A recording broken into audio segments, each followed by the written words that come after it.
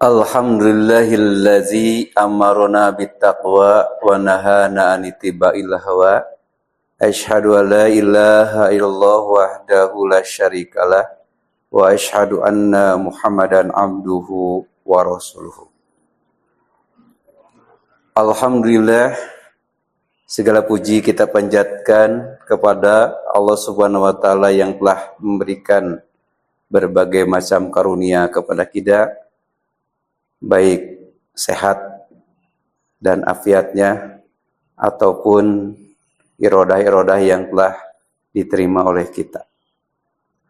Para pemirsa yang berbahagia, di dalam Al-Quran ada satu kosakata yang mana kosakata ini memiliki makna yang sangat luas apabila disanding atau digandeng dengan kata yang lain.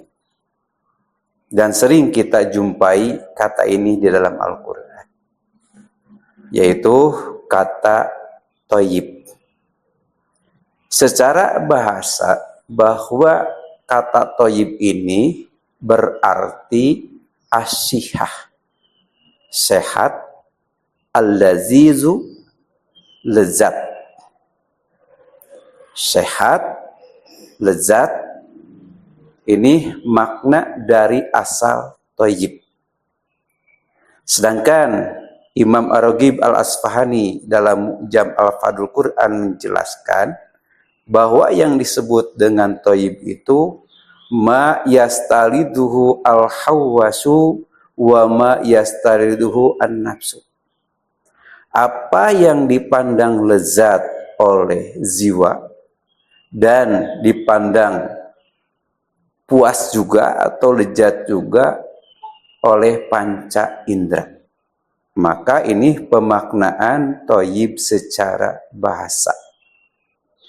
Dan apabila kata ini digandeng dengan kata yang lainnya, dan thayyib ini merupakan kata sifat, yang mana apabila yang disifatinya atau yang mausufnya disandingkan, maka akan mempunyai makna yang bervariasi.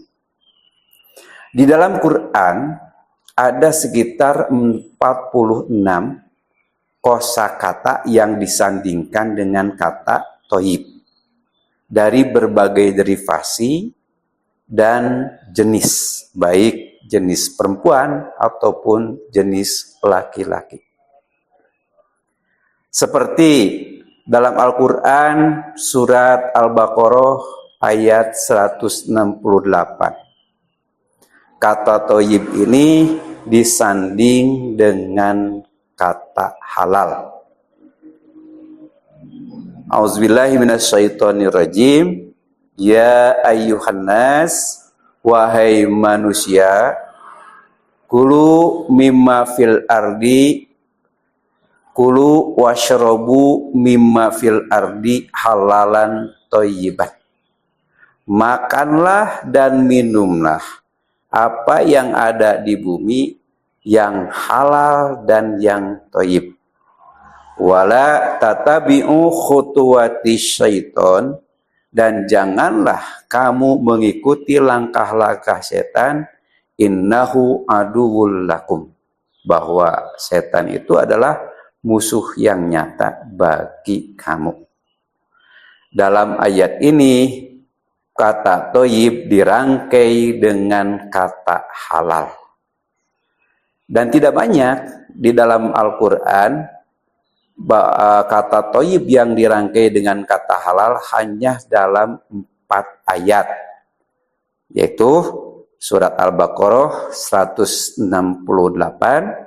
Al-Maidah 88, Al-Anfal 69, dan An-Nahl 114. Dalam konteks ayat ini, mengapa Allah memerintahkan manusia untuk makan dan untuk minum, sedangkan tidak diperintah pun manusia sedang makan dan sedang minum? Apa di balik perintah itu? Dan mengapa Allah ketika menyuruh manusia makan dan minum memberikan syarat bahwa yang dimakannya itu harus halal dan harus thayyib.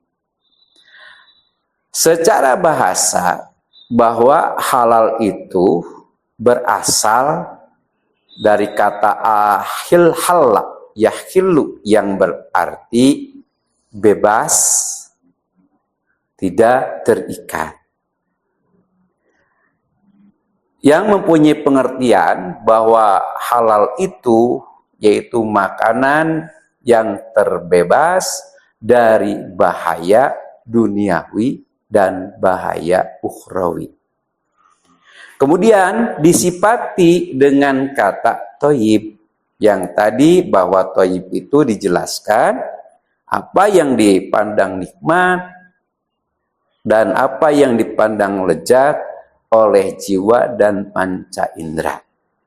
Ketika kata ini menyifati kata halal, Imam Ibnu Katsir menjelaskan bahwa mustatoban lin nafsi, bahwa makanan dan minuman yang dikonsumsi itu mustatoban lin nafsi, sesuai, cocok untuk jiwa-jiwa manusia, guerodorin, tidaklah membahayakan, lil abdan, bagi badan, walil uqul, juga bagi akal.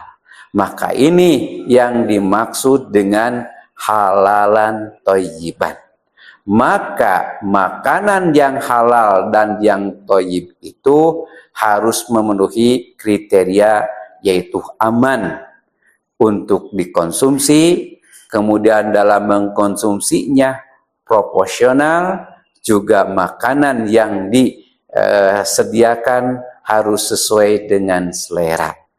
Di samping itu juga bahwa makanan halalan dan thayyiban itu adalah rezeki yang harus kita raih min haitsu mayazuj, dari arah mana kita dapatkan. Kemudian setelah didapatkan, bagaimana status makanan dan minuman itu, apa halal atau haram, dan setelah dikonsumsi menjadi energi, apakah untuk beribadah atau untuk maksiat kepada Allah.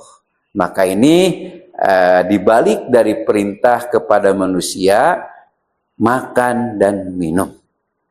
Yang perlu jadi catatan bahwa kenapa Allah harus memperhatikan dalam makanan. Dalam ayat yang lain juga dijelaskan, falyanzuril insan ila ta'amihi, maka hendaklah manusia memperhatikan dari segi makanannya. Kenapa harus diperhatikan? Karena apa yang kita makan, apa yang kita minum akan menjadi darah dan akan menjadi daging. Bahkan bisa menjadi pembentukan karakter bagi diri manusia. Apabila banyak mengkonsumsi barang-barang yang haram, barang-barang yang syubhat, maka pembentukan karakternya juga bakal sesuai dengan hal itu.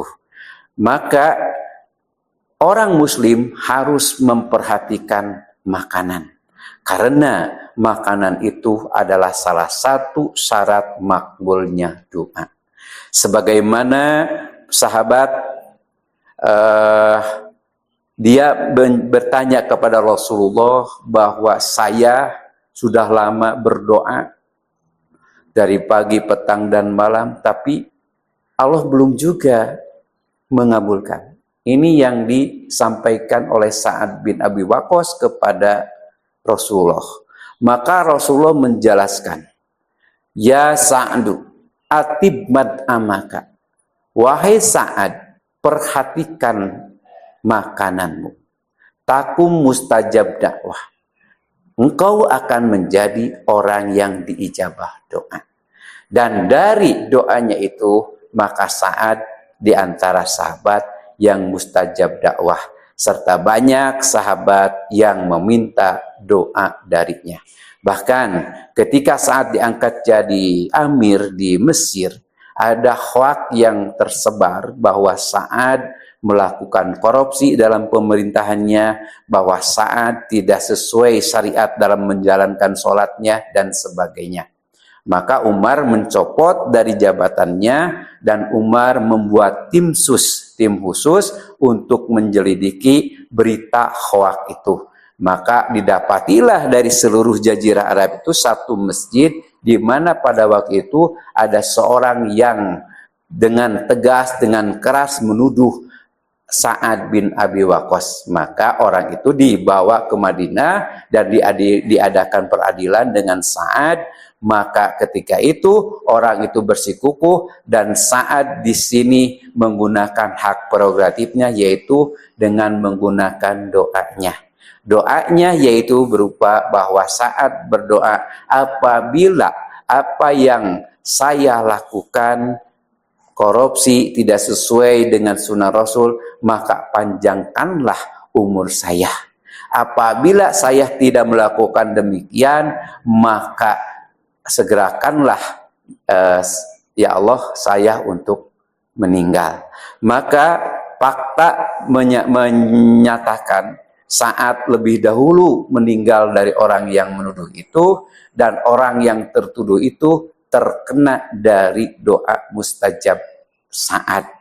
Bahkan Imam Bukhari dalam sahihnya menjelaskan bahwa seorang tabi'in yang bernama Malik, dia menjelaskan ada seorang kakek-kakek yang di jalan suka maksiat terhadap wanita dan ubannya atau bulu alisnya sampai menutupi matanya. Kemudian Malik ini penasaran kenapa kakek-kakek ini masih bermaksiat padahal dia sudah tua renta.